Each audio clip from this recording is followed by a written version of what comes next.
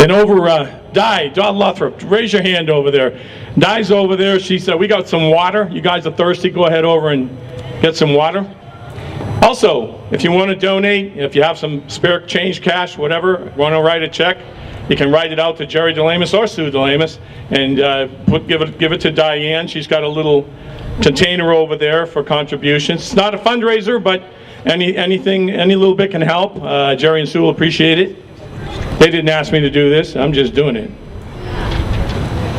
Next speaker, most of you know the next speaker, is at the forefront of constitutional carry in the state of New Hampshire and all things Second Amendment and Constitution. This is a guy we really need to keep in the House, the Honorable John Burt.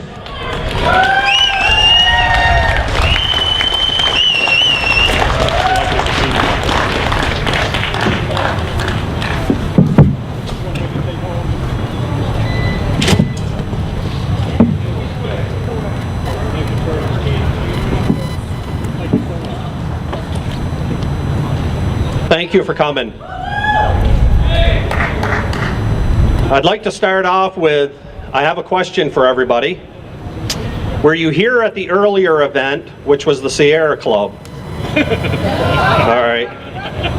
Well, we have one of our friends from Granite State Progress sitting over there taking pictures. How are you doing? And I even mentioned him in our speech, so I think you'll enjoy this. There were 242 detainees at Guantanamo when Obama came into office in 2009. He pledged to close Guantanamo Bay. When President Trump was sworn in, only 41 of those terrorists at Guantanamo Bay remained. Just 41. That's it. Over 121 of them that were released, we have confirmed that they have re-engaged in terrorist activities against us. Yet we lock up innocent people like Jerry Delemus. Remember when the Tea Parties were started?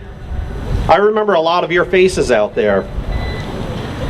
The left cried and they screamed that we were terrorists. Not one window was broken. No trash was left behind. Yet the police in Manchester were on the parking lots, roofs, taking pictures of us. Today we have Black Lives, the Sierra Club, Granite State Progress, and of course our favorite, Bloomberg. And many other, as I say, real domestic terrorist groups among us. They want to take America down as the America that started and as we know what America is. And what does the media do? They do nothing.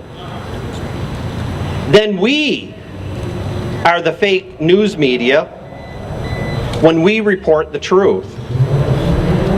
What's really funny too is, remember when Trump had that rally and all of a sudden everybody turned around and said CNN sucks? I thought that was I played that video probably 30 times. It was hilarious. I felt sorry for the CNN guys because they were just up there like, oh crap, these guys hate us. But this is what the media has done to themselves. You know, they won't report the truth. And then there's Facebook that's saying if you seed fake news to report it. Well, so anything I'm going to report is going to be considered fake news from my friends on the left. They're going to call right up Facebook and say, oh my God, John Burt's hurt my feelings. It's got to be fake news. I wanted to talk a little bit about the terrorist judges that we have. Could you imagine what the left and the media would have done if conservative judges did to Obama what the liberal judges are doing to Trump, President Trump today, they would have cried and cried and cried and cried. It would have, I don't know what they would have had a meltdown. But why are they allowed to do this? You know, President Trump has constitutional rights, and the liberal judges are stopping him every inch of the way. Now, who out there loves the president's travel ban? That's what I thought. And we are not saying no to immigration. We're not saying that. What we are saying is send us law-abiding, vetted, hard-working citizens that want to come to America and maintain what we have. But what do? The first thing we do is we give them welfare. We don't show them where the jobs are. We say, oh, you know, it's going to be pretty hard to get a job, so come over here. You don't even have to learn our language. That's wrong. My wife asked why I wrote French Canadians down, because she's French Canadian. When the French Canadians came here in the early 1900s, guess what they did? They went to Manchester and they worked in the mills. You want to talk about hard work. They say those mills were pretty hard. But they made a living and they raised their families. They didn't go to the welfare office. They didn't take any government handout. They went to work and they learned English and they said, we want to be Americans. We want to keep this country the way it is. Now I have a solution for these sanctuary cities. It's real easy. I figured it out one night. I was sitting on Facebook and I said, hey, we could do this. If President Trump sees this, I ask him to follow my advice. U.S. District Judge Derek Watson of Hawaii is one of those radical judges that are blocking Trump's travel ban. So I say, bring those refugees right over here, unvetted. The vetted ones that want to work hard, hey, move them right next to my house. I welcome them as Americans. But the ones that aren't vetted, the ones that want to kill me, my neighbors, and my dog, and everybody else, and they're coming. Send them to Hawaii. Problem solved. It works. Just like Portsmouth and Dover. We'll send them over there. Let's ruin their school system. Let's crush their tax base. Because that's what this does.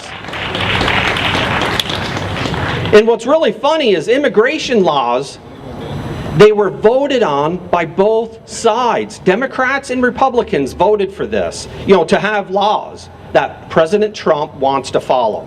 And that these radical, as far as I'm concerned, terrorist judges are blocking. On a brighter note, who likes constitutional carry? Yeah. I moved from Vermont when Vermont left me in the 90s. Or I moved to New Hampshire. Let me start that over. I moved to New Hampshire when Vermont left me in the 90s because Vermont did leave me. That's where I was born and raised. Vermont went so far to the left, I said, ooh, I got to get some freedom here. So I moved over here. What I was shocked, I was carrying for 9 months, and a friend of mine said, hey, you must have a license. I said, what in the hell's a license? So he told me. I said, who does that? Well, New Hampshire. I said, are you serious? I just went to New York City and I was carrying. I didn't know you couldn't do that. I led a pretty sheltered life, must have been, because I didn't realize a constitutional right could be taken away from me. So I called my friend at the police station, I asked him about it, and he said, oh yeah, you gotta have a license in New Hampshire. And I said, oh, all right. And he said, why? Oh, nothing. Have a nice day. And that was it. So I went and got a license. But one of my top priorities was to pass constitutional carry. And we did it.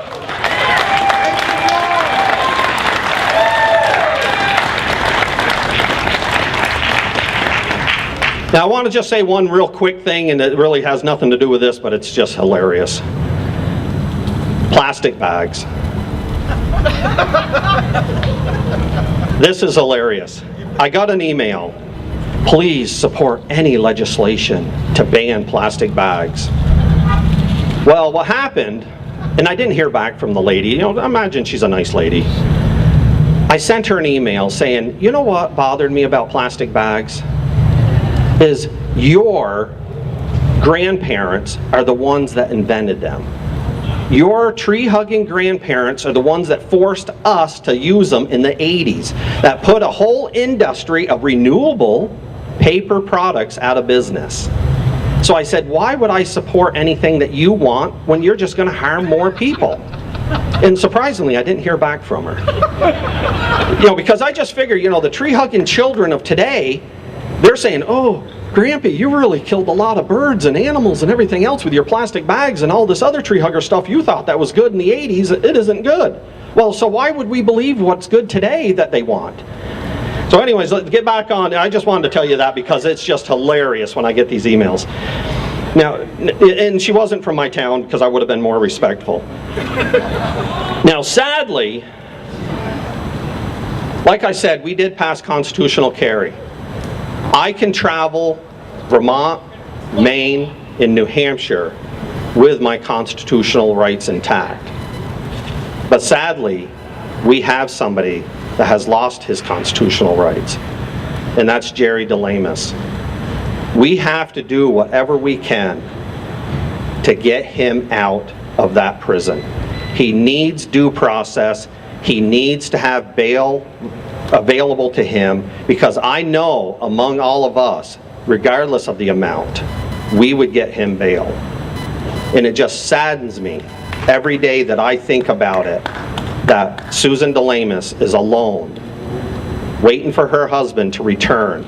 I could only imagine what our forefathers' wives thought as they went to war for our freedoms.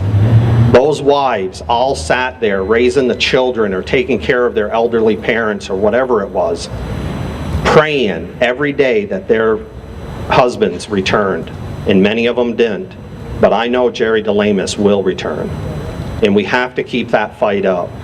So I just say, God bless you, God bless Susan, and thank you everybody for being here. We have to bring Jerry home. Thank you.